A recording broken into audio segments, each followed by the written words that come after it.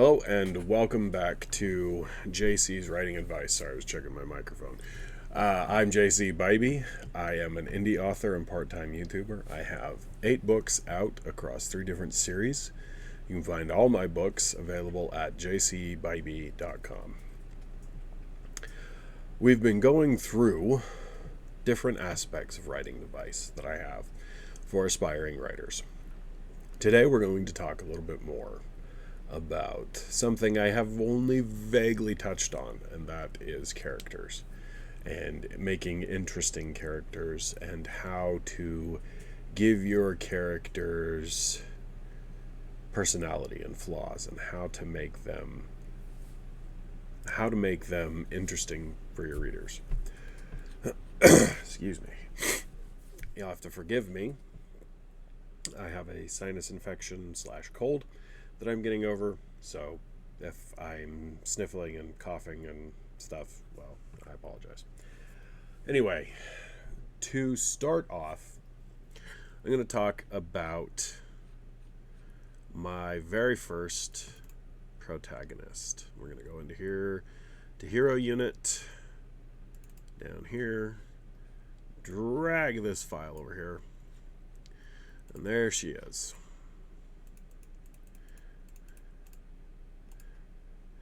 Allison Smith. Most people in the series, in the world, don't actually know that's her name. Everybody pretty much knows her by her hero name, and that's Ace.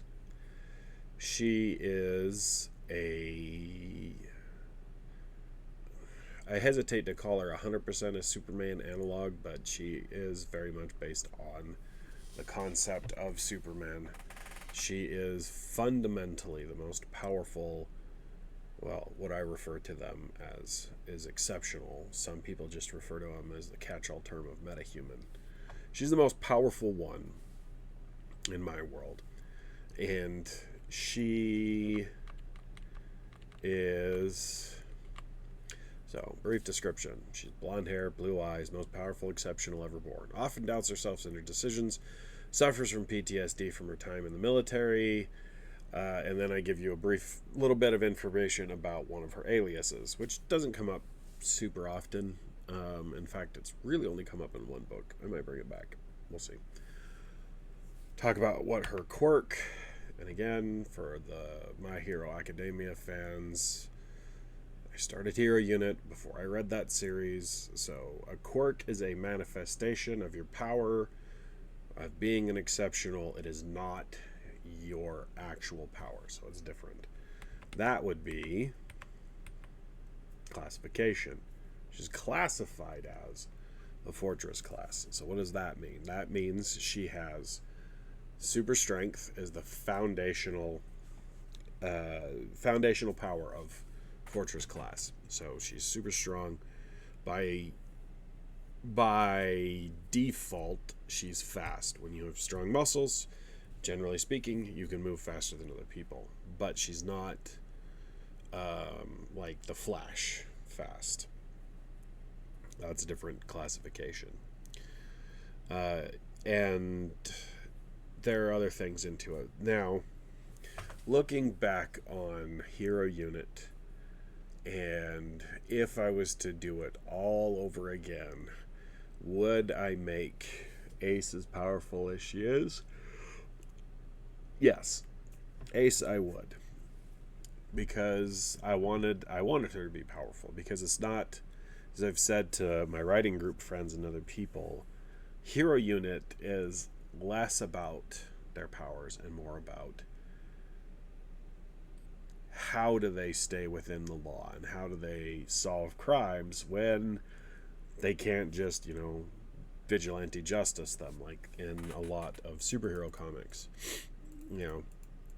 Let's be real, as cool as Batman is, and as cool as some of the superheroes are, they are vigilantes, and they do regularly break the law doing what they do. And I don't know how often they address that in comics and whatnot, but my idea was they are using the law. They're within the law. So Ace I really wouldn't change. Now we go over here. Collinsworth case files. We'll drag that file over here. Go over to the very first one in the series, and here we have Jessica Collinsworth. You'll notice that some of her stuff sounds kind of similar to Ace. Her power suite is almost identical. Her height, weight, build, she's very similar to Ace in a lot of respects, and I kind of regret making her as powerful as I did, because it makes it harder for her to be an interesting character, just the way I've written it. So with the next one, I'm putting her in a situation where her powers sort of become irrelevant because of the situation that she's in. And now we're going to go over to one of my newest projects. I don't even have a working title for it yet. And we're going to talk about this character right here. I have a grand total of 3 characters in this book so far that I've named. Actually 4, but I haven't got that guy in yet. So here you have my lovely way of doing things. And Elizabeth is 19. Actually, probably need to change her name or age. We'll get to that. It's not important right now. Well, it is important. Making sure you understand ages of your protagonists and ages of your characters is important. I had this conversation with Gray over on third-person POV, talking about his characters seemed young. Part of that joking about he cracked wise in the book about somebody being in their 40s considered old. I am in my 40s. I thought that was funny, so we talked about it. And then there are periods of time where certain ages become old because people die earlier, and we had that discussion. I need to age her up just a little bit, though. She's a little too young for what she's doing. So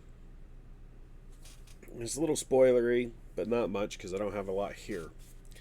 Elizabeth, female, she's got red hair, red curly hair that's long, blue eyes.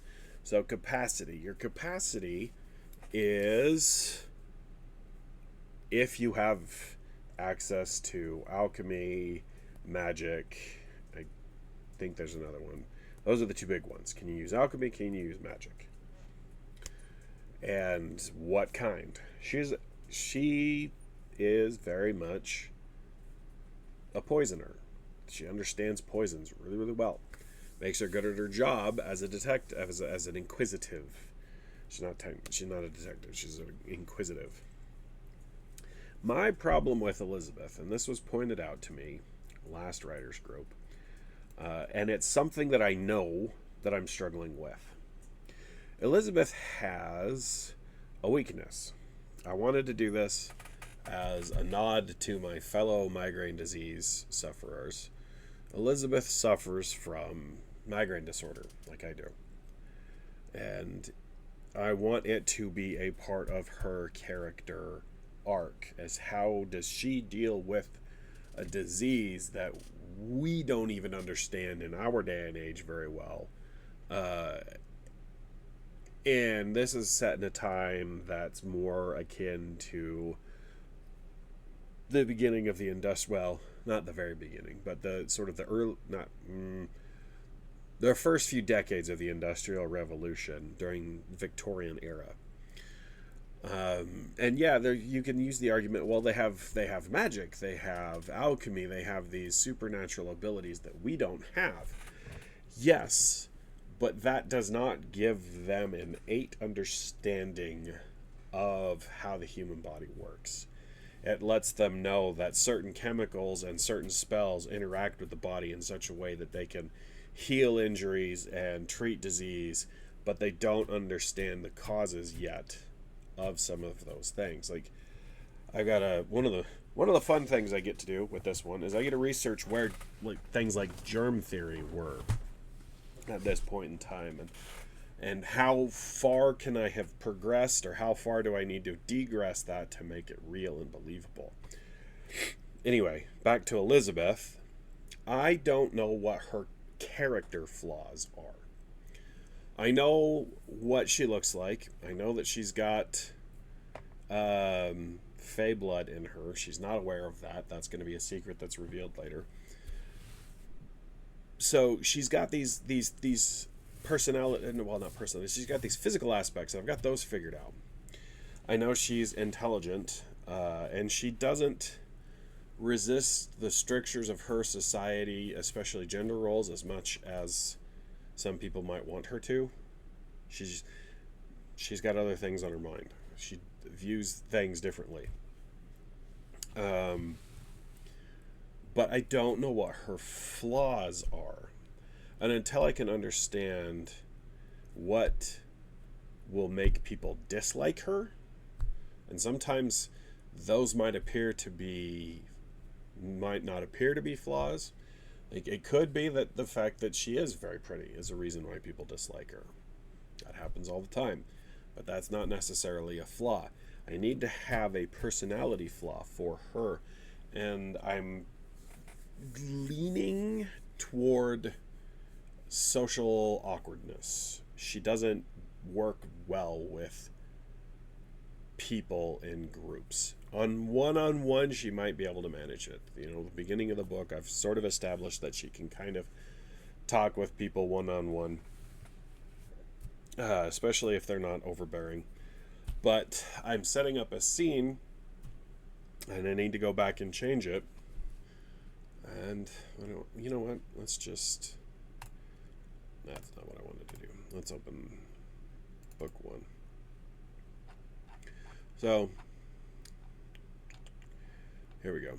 Alright, we've got this brute. The brute Hruft.